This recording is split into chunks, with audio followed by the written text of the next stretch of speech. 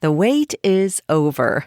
Dive into Audible's most anticipated collection, The Best of 2025, featuring top audiobooks, podcasts, and originals across all genres. Our editors have carefully curated this year's must-listens, from brilliant hidden gems to the buzziest new releases. Every title in this collection has earned its spot. This is your go-to for the absolute best in 2025 audio entertainment. Whether you love thrillers, romance, or nonfiction, your next favorite listen awaits. Discover why there's more to imagine when you listen at audible.com/bestoftheyear.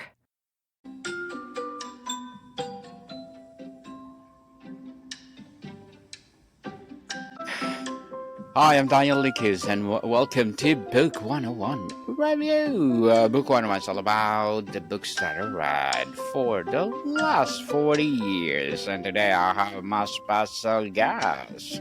One of his advocacy, helping tech professionals achieve financial independence through passive and real estate investing. No other than Mr. Steven Arita. That's me. Yeah. Thanks so much, Daniel, for having me on the show. I'm sure you're going to be asking me to introduce myself, so let me do Please. that. I'd like to think of myself really as a builder. I come from the world of technology. I'm currently a senior solutions architect at Amazon Web Services. I've spent over a decade there helping design systems scale globally, help customers. I'm in roles like engineering, large-scale program management. I've helped to build data centers and work with, many of the software teams inside of Amazon Web Services. And like I said, I've always been a builder at heart, of systems, teams, ideas, and really a lifelong learner, which is why I was so excited to get, the opportunity here to speak with you, Daniel. A few years ago, I was finishing up grad school, thinking about what is that next chapter for me. And really, I was building a lot of things, a lot of scale for our customers, everyone else, right? But I wanted to do that more for myself as well. And so, I'd been really looking to real estate investing when I was much younger.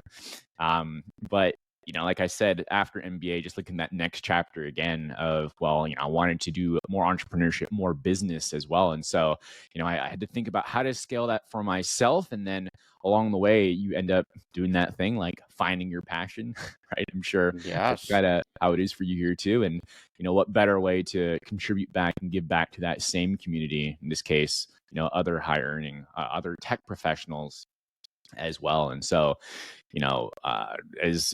we're talking about, to me, freedom isn't just about quitting your career, but, help designing that life with that same precision and same kind of intensity that we do while, whatever it is that we do for work. Indeed interesting, Mr. Steven. Your advocacy is something else. And thank you so much for sharing your knowledge and wisdom to the world. Thank you. So today let's talk about from tech paycheck to passive paydays. Sure. Tell us. Let's start with the core promise of your topic: freedom without quitting. For the high-earning professional who is already successful, what does freedom truly mean beyond just financial independence? Yeah, what freedom to me means, right? Because like you said, beyond just financial independence is I went to go to define this. I've borrowed it from a couple places because you have to kind of look out what's out there and kind of check in for yourself too. And what resonates most, I think for most people, me for sure, is to do what you want, when you want, with who you want. And I think that simply what you want, who you want with, and when you want with who you want is absolute freedom. Definitely. Absolutely freedom that you can do anything you want without worrying. Many of your listeners or our listeners are likely trapped on or in the golden handcuff of a high salary. What is the fundamental mindset shift they must make to start prioritizing wealth building over just a high income? Yeah, that's definitely true. I mean, if you're anyone listening and my peers in my tech space, as well as just professionals in space, will know about stocks, restricted stock units, and the golden handcuffs are basically exactly that. They're stocks that will vest over time, so that you get them after you've performed well enough over that next milestone of stock vesting. And so that's kind of what referred to as that golden handcuffs, just to define that quickly. And so you'll have whatever your base pay is, as an example, and then these different stock vesting. Again, that's kind of to give context to what that's really referring to. And so you're asking, like, what does that really mean, right? Well, there's a lot to unpack here, which we can do over this episode if this is kind of where you want to go.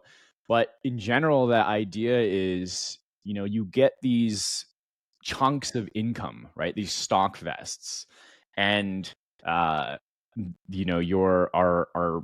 main job is where we get often is our primary source of income, right? For many of the tech professionals. And it still is for me, just to be clear.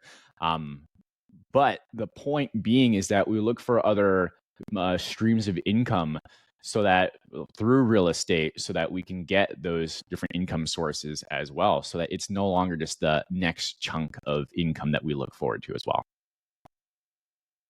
Definitely, you need to have 5 sources of income, not just only one, people, if you want to be a trillionaire just like Elon Musk. After a demanding 6-hour week, what lasting many professionals want is a side hustle. How does your approach differ from just adding more work to their plate? So that's exactly the point here, right? That's exactly the point. The idea of, trading time. Okay, let's unpack this, Daniel. So there, you go online, really, and even many meetups, or take a course here or whatever, and I've done a lot of them to try and sniff out what is the best path here, right? Because Yes. First things first, there's going to be a lot of really skilled people listening, whether it's software development, or just architecting things, or people that have their credentials in program management, marketing, whatever, and they're highly skilled.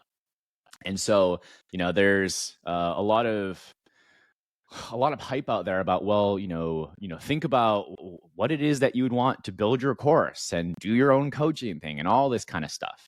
And while that could be a good path, what the constraints we're looking at, and the question you just asked is, okay, building income without just getting a side hustle and side job, right? That's what that's all about. And so this idea of taking what you are already paid well for, right, and hopefully what you enjoy to certain degrees about as well. Hopefully you're doing what you enjoy. Let's just take that, whether or not there's all the pressure and all that stuff that can come with that role as well. But say you're doing work that you enjoy, and you've developed the skill. Instead of going to work more hours on the side, look at ways that you can actually build this passive income. And I know passive income is like this dirty term here, because it's like, we put it in this box and we've shaken it around, so much. And it's like, what does that actually mean?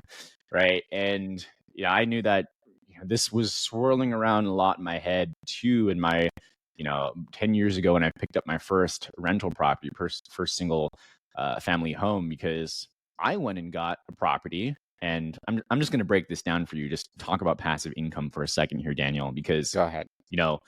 What is passive income, maybe for the person who's making the investment, most definitely is not passive for someone else. All right. So I just want to make that super, super clear.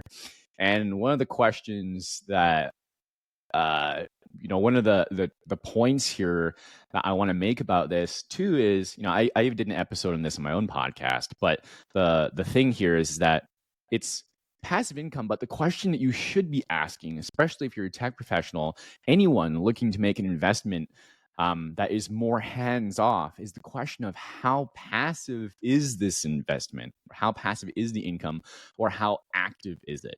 Okay, that's the real question that it should be, because just like we said, it might be passive for you, but someone else is doing the work. This is like the laws of physics. You're never going to get something for nothing. Someone's doing the work. Someone's adding value somewhere else, right? And so, yeah, I'll stop there for a moment. Interesting, Mister. Interesting indeed. So, tell us, because after demanding, yes, go ahead. Yeah, because so you're probably wondering a little bit of, what does this look like, right? Instead of it being just adding more hours to the job with 168 hours in a week. Let's say you sleep somewhere between 5.5 to 7.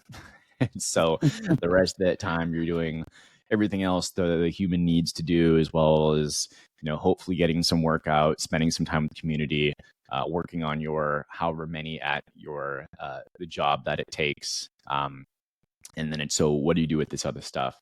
And I know you're going to talk about this and ask me later on about the book recommendation, but I'll kind of prime this here because I think the principles have had a pretty important impact to me.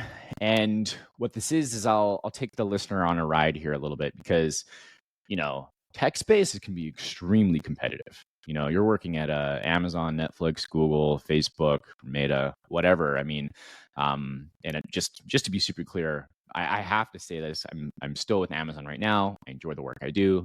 All opinions are my own, but the point still is it can be very competitive. And what that ends up looking like is, what are the things that I can contribute with my own output?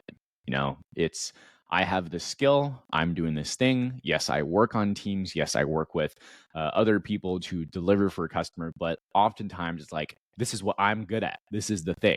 And ultimately, you do build this skill, and you have to realize that if you want to go bigger than yourself and have these bigger goals, we all want to do income and impact. I'm sure you can relate to that too, right, Daniel? This is probably one of the reasons why you host the show, is that you can't achieve this all on your own. Case in point, I'm here to collaborate with you. But the point is that we have to go from, I like to explain this as kind of getting over myself, right? I got to get over myself in the degree that I was doing my full-time job. I did have, investments. This has earned me money, and they were pretty passive. But when I'm looking at building the site like you're showing right now, I'm looking at setting up email marketing for a newsletter. I'm looking at, talking to real estate professionals that come onto my podcast, or just to, go out to conferences and flying all the time, etc. Well, I had to think about, I may not be the right person, even though I have the skills to build the website. I may not be the right person if I want to go set up the email marketing system and all these other things. And so it becomes this perspective of collaboration to achieve bigger. And that right there is really this arc, right, of learning to work with people better. And I need to really, we can dive into this more, but this isn't just a quote unquote outsourcing. Like, well, if you don't have the time, obviously you would pay someone else to do it. The principle is deeper. The principle is working with others and collaborate. So it's not competition, it's cooperation, right? And that's pretty much the emphasis. And so it makes a lot of sense that you would focus, if you have bigger goals, this would also mean on bigger assets as well. And that's why, it's not just the single family home, which becomes very active if you're doing it yourself, or a property manager, but with really high skilled people, we'll call operators, like the professionals that are working with property management teams, all the vendors, insurance, finance, et cetera, that is managing a 100, 200, 300 unit building, a strip mall, a warehouse, whatever, land development, so that you can collaborate that much more. So what makes it passive? It's, one, know that you are able to work with people that you can get access to these types of investments, and then realize that you're so much better served. I'm so much better served to focus on what I do best, my unique ability of what I'm good at, what I like, grow what I'm good at even more, and work with partners. Work with partners for sure to make more success in everything we do. On the strategy and blueprint, Mr. Steven, passive paydays. Why is it definition for a truly passive income stream, and how is it different from just owning a side business that is still requires your time? Sure. So how is this passive income through real estate investing different than having a side business? Yes, Sure. please. So what I was just talking about is investing through partners. So, I'll just give that brief background of what that strategy looks like, how I do my investments here too, is that there is a structure. Well, let's say, like you can see just on the screen here, right? There's these apartment buildings as an example. These are apartment buildings. They're called multifamily, if anyone's ever seen those. And you're going to have two a structure where an entity like an LLC, as an example, goes to acquire this property, and you're going to have one side of this team, which are called the general partners, and these are the people that make the management decisions of everything that needs to be done for this apartment complex to make sure that like I said, the financing, the insurance, and of course all the operations of are the people moving in? Are they paying their bills? Is the maintenance getting done? Is the improvements getting done? All that kind of stuff. Now, to answer your question, is that on the other side of it, you have, like I said, there's two parts. There's the general partners, but then there are limited partners. Limited partners, what their job to do is to go and find, right? To be a limited partner, they will invest and then they will collect their paychecks. Now, I know that sounds oversimplified, but that is, in a nutshell, what it means to invest and be passive. And so, what that means is, you have, like we talked about earlier, when we have a passive investment, it means it's active for someone else, and in this case, it's active for the general partners, and it's passive for these limited partners because their exposure is limited. If something were to go wrong, right, the amount of money they would lose might only be what would only be what they invested, but their decision-making abilities is also limited because the general partners own that decision-making and own that decisions for the asset, which can actually be a really good thing, because if you consider just as a footnote here, there might be people that get, we can think of with the stock market. You don't want something like you don't have the same liquidity to cash out right away if something doesn't look right, or maybe if the limited partner just wants their money back right away. But coming back to it, it's passive because limited partners will have the ability to go and invest in a deal that general partners will offer in something like a bigger commercial asset, like apartments, RV parks, mobile home parks, and that kind of stuff. And so it is passive. The thing that has to be done is the pre-work ahead of time. Is this someone that you trust? Do they have a good track record? Does the deal make sense? And so there's some fundamental knowledge there. But besides that, it's just making sure that you're reading the reports that come out and you're asking great questions. Great question. Is the right answer, Mr. Steven. And as we continue our discussion today, what are your short-term and long-term goals? Short-term and long-term goals. So my longer-term goals is, I next year.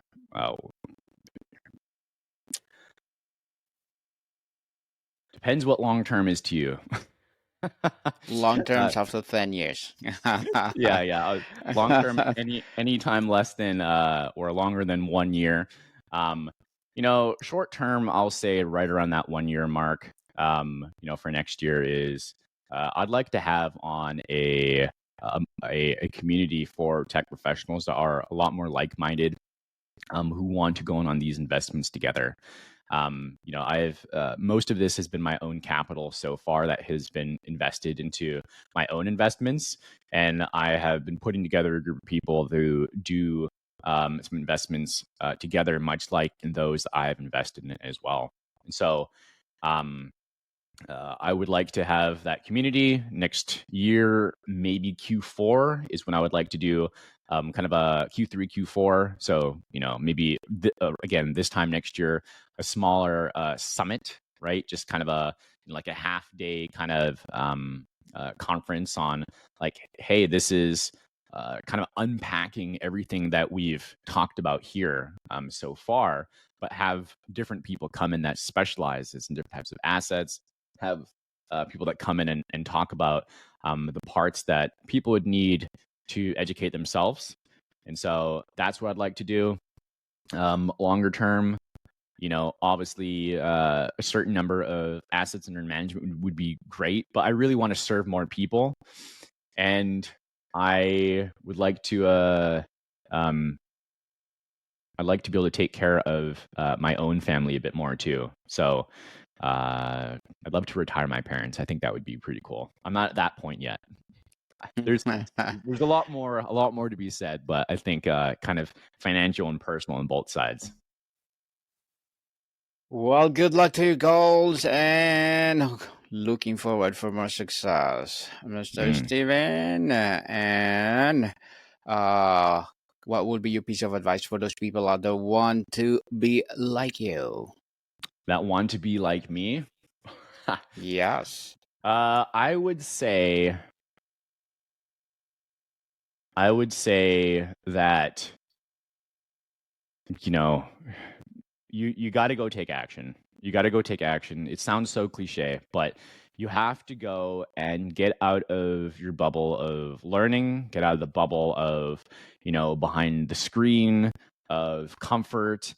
And I think that is going out and just going to talk to people. Sometimes, there's people who don't want to even reach out to someone because they think that, well, if I fill out this form or if I send this message or if I do one of these kind of things, then it means I actually have to go and do something. I feel like I'm committed, right? But, you're not, just because you've made the call, you had the conversation or whatever, it doesn't mean that you're committed to go do the thing, right? It just means you've had the conversation. So go and educate yourself, whether that's, other conversations you've had on, here from Daniel's platform.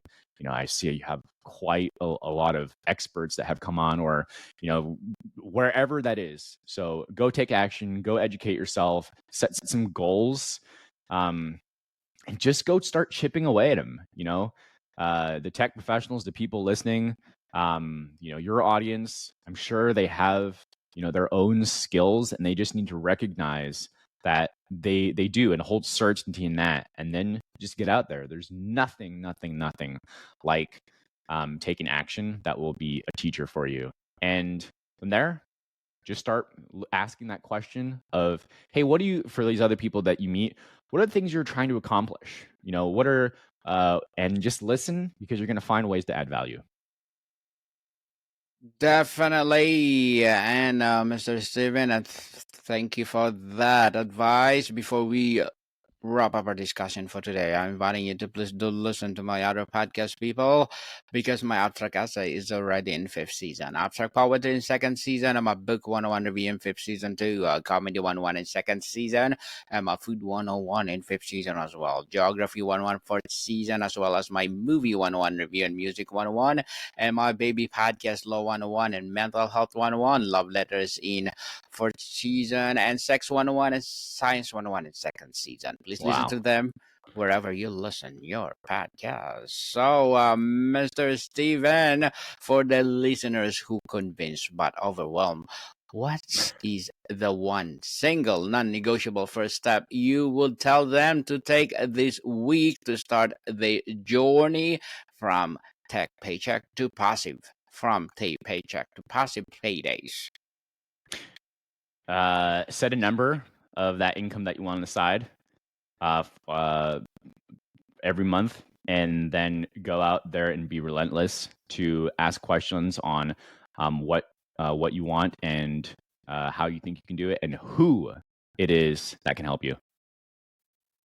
Definitely. And thank you so much for sharing your knowledge and wisdom to the world, Mr. Steven. And looking forward for more and more empowering advocacy to help people out there. So can you please invite our listeners to support your advocacy, your podcast, or whatever projects that you're doing right now? Yeah, totally. Please go out and you can reach out to me on LinkedIn, Steven Arita, Steven Arita. Check out my podcast, Path to Passive, Real Estate Investing for Tech Professionals. And either of those will give you lots of content. Look forward to talking with you. Thank you, Daniel.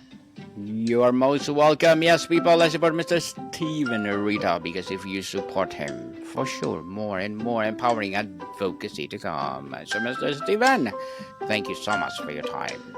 Aloha. Take care. Bye. More to come, people. See you soon.